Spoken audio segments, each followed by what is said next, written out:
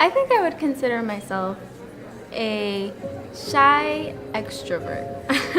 But when it comes to TCI, I am definitely a shy person. I don't know what it's like to go necessarily door to door and be rejected sometimes. We walk in, Narlin goes up front, and the first words he says are, "Welcome to TCI." You just kind of get this feeling of, whoa, it's time.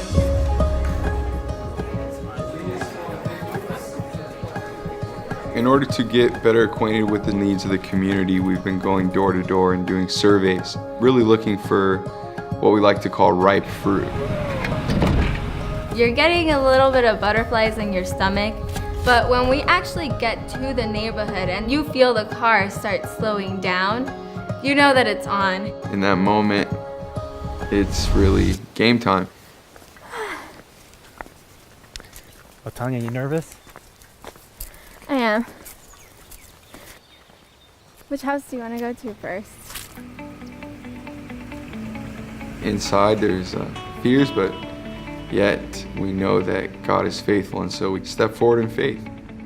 We ring on the first door, and to our surprise, there was a lot of acceptance and a lot of interest.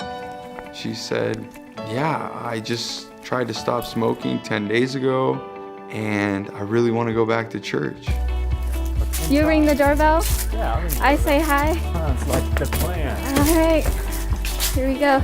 Okay. The more that I was talking, the more that I felt God just backing me up and empowering me. Because before I knocked on that door, I felt scared. I felt like I couldn't do it.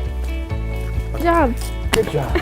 We asked her if we could pray with her, and she said yeah, and she was very interested in coming to church events that we're having.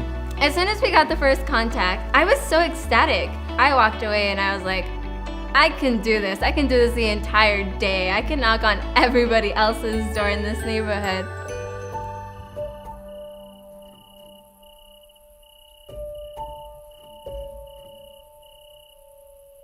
I do sometimes struggle with feeling unworthy of doing God's work.